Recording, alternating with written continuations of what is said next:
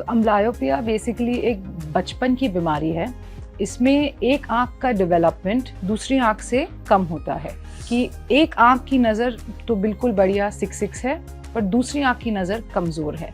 अगर आपका बच्चा लो बर्थ वेट पैदा हुआ है, बिलो 2.5 किलो का अगर आपका बच्चा पैदा हुआ है, he is at risk of developing और she is at risk of developing amblyopia. Amblyopia में हमेशा एक स्ट्रॉन्ग आई होगी और एक वीक आई होगी, तो हमें जो वीक आई है उसको at the level of strong eye बनाना है। नमस्कार, सेहतनामा में आप सभी का स्वागत। सबसे पहले गुजारिश, सेहतनामा को सब्सक्राइब जरूर करिए। और आज बच्चों की आंखों पर बात। एक आंख से बच्चे को दिख रहा है ठीक, दूसरी आंख से कम दिख रहा है, जिसे मंद दृष्टि लेजी आई एम्ब्लायोपिया कहा जाता है। उसी पर बात डॉक्टर ईशा रामावत गुप्ता जी हमारे साथ हैं। बहुत बहुत स्वागत doctor Isha. Lazy I amblyopia, मंद दृष्टि जिसे हिंदी में कहा जाता है, एक्चुअली क्या होता है? तो अम्ब्लायोपिया बेसिकली एक बचपन की बीमारी है। इसमें एक आँख का डेवलपमेंट दूसरी आँख से कम होता है और ये हमें कैसे पता चलता है कि एक आँख की नज़र तो बिल्कुल बढ़िया 6 है पर दूसरी आँख की नज़र कमज़ोर है। तो और ये दोनों आँखों में भी हो सकता है कि दोनों आँखों की नज़र कमज़ोर है क्योंकि दोनों आँखों का डेवलपमेंट नहीं हुआ है। बच्चा बहुत छोटा होता है ना? तो पता बच्चा क्या कंप्लेन, कई बार शायद बच्चे कंप्लेन भी नहीं कर पाते होंगे, तो पता ही कैसे चलेगा? तो अम्ब्लायोपिया के कुछ रिस्क फैक्टर्स होते हैं। सबसे पहला तो ये कि अगर आपका बच्चा प्री मैच्योर पैदा हुआ है। दूसरा, अगर आपका बच्चा लो बर्थ वेट पैदा हुआ है, बिलो 2.5 किलो का अगर आपका बच्चा पैदा हुआ है, he is at risk of developing और she is at risk of developing amblyopia. तीसरा है, अगर बच्चे के माइलस्टोन्स या डेवलपमेंट स्लो है तो again he is at risk to develop amblyopia. तो इन बातों का ध्यान रखना चाहिए कि अगर बच्चा कमजोर पैदा हुआ है, समय से पहले पैदा हुआ है, और माइलस्टोन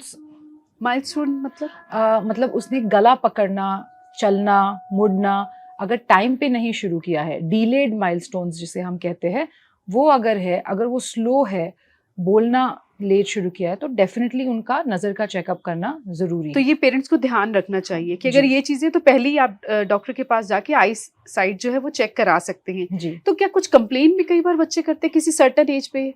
यूजुअली पोस्ट स्कूल बच्चे जब खेल रहे होते हैं, एक आंख बंद करके जब देखते हैं तब उनको रियलाइज़ होता है और वो पेरेंट्स को बोलते हैं कि ओ इस आंख से मुझे नहीं दिख रहा पर दूसरी आंख से दिख रहा है। तो ये भी काफ़ी पाया जाता है कि बच्चे खुद आके बताते हैं। तो उस वक्त अगर बच्चे बता रहे हैं कि एक आंख से कम दिख रहा है तो तुरंत डॉक्टर के पास जाना चाहिए। यस। फिर अब इसका ट्रीटमेंट आप कैसे करते हैं? तो मैम सबसे पहली चीज़ है कि हम बच्चे को उसकी आंखों में जितनी दृष्टि है उतनी दृष्टि हम उसको दें, बेस्ट करेक्टेड विजन हम उसको दें, और वो यूजुअली ग्लासेस से देती है, तो हम बेस्ट करेक्टेड ग्लासेस प्रिस्क्राइब करेंगे। और उसके बाद जो हमारी वीक आई है, एम्ब्लायोपिया में हमेशा एक स्ट्रॉन्ग आई होगी और एक वीक आई होगी, तो हमें जो वीक आई है उसको at the level of strong eye बनाना है। तो उसके लिए डिपेंडिंग ऑन कैसा एम्ब्लायोपिया है, माइल्ड, मॉडरेट, सीवियर, उसके हिसाब से हम पैचिंग देते हैं। तो पैचिंग बेसिकली हमेशा अच्छी आँख की जाती है और चश्मा लगा के फिर हम उनको एक्टिविटीज़ देते हैं जिससे कमज़ोर आँख का रेटिना का स्टिमुलेशन हो और उसका नज़र बढ़े। एक तरह की एक्सरसाइज होती है, एक तरह की एक्सरसाइज है पैचिंग। तो पैचिंग कितने घंटों तक और किस उम्र में कितनी? पैचिंग आपकी बेसिकली अनफॉर्चुनेटली सिर्फ काम करती है 8 years of age तक। 8 साल से पहले अगर आप पहुंच जाते कि बच्चा कमजोर, तो गारंटी नजर आएगी, ठीक हो जाएगी नजर। हाँ जी, मैक्सिमम 12 साल की एज तक, पर उसके beyond it is like trial of patching. हम बस ट्राई कर रहे हैं क्योंकि तब तक हमारी आंख का डेवलपमेंट पूरा हो चुका है।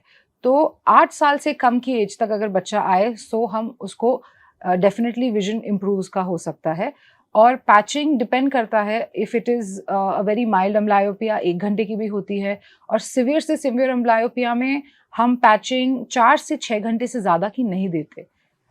तो वो बच्चा जब जाग रहा है तभी उस वक्त, हाँ, पैचिंग जब हम दे रहे हैं तब हम बच्चे को कॉन्ट्रडिक्टरली मैं स्मार्ट पैचिंग देती हूँ। स्मार्ट पैचिंग का मतलब आपका बच्चा डेफिनेटली फ़ोन, टीवी, टैब देख रहा है, तो हम कोशिश करते हैं कि जब वो स्क्रीन यूज़ देख रहा है तब उसकी वीक आई हम यूज करे और स्ट्रॉन्ग आई को पैच करे, ताकि उसमें हमारा भी फायदा हो, बच्चे का भी फायदा हो। अनकंफर्टेबल होता है बच्चे के लिए? डेफिनेटली। आप खुद ही सोचिए कि हमारी एक आंख अगर बंद कर दी हाँ तो? जी, जो अच्छी आंखें वो बंद कर दी तो बच्चा इनिशियली बहुत, स्पेशली जो बेबीज आते हैं वो बहुत अनकंफर्टेबल होते हैं, पैच निकालते हैं बार बार। पर हमें उस एज पे और स्ट्रांगली पैचिंग करेंगे तो नज़र और ज़्यादा अच्छी आएगी, हमें हमारे रिजल्ट ज़्यादा अच्छे होंगे। तो पेरेंट्स को पैचिंग के लिए तैयार रहना चाहिए। अगर बच्चे की एक आंख कमजोर है तो उससे और ठीक हो जाती है, विजन ठीक हो जाता है। Definitely. In fact patching is basically an no cost and the only treatment. आप ये सोच रहे हैं कि मैं कुछ नया चश्मा लगा दूं या कोई अंदर लेंस बिठा दूं, ये सब कोई काम नहीं करेंगे। बच्चे को बस पैचिंग करना है स्ट्रॉन्ग आई की, ताकि वीक आई से देखे, और जो बेस्ट प्रिस्क्राइब्ड ग्लासेस है वो पहन के रखना है। इन केस में ग्लासेस बहुत ज़रूरी है कि वो हमेशा ग्लासेस पहन के रखे, so that the vision development is up to date.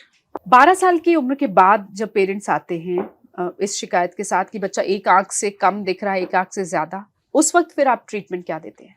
Again ma'am, it's the same. हम ग्लासेस देंगे और उसके साथ हम पैचिंग ही देंगे। बट उसके एक 12 साल की एज के बाद जो आपका विजुअल स्पास्टिसिटी, मैच्योरेशन, ये सब हो चुका है, तो रिजल्ट्स 12 साल की एज के बाद आर टेंटेटिव। पर देखा गया है कि अगर हम पैचिंग करें तो हमारी नज़र बढ़ने के चांसेस है। बहुत सारे अब वीडियो गेम्स भी आए हैं, some computer games also and softwares that are helping in developing of the vision.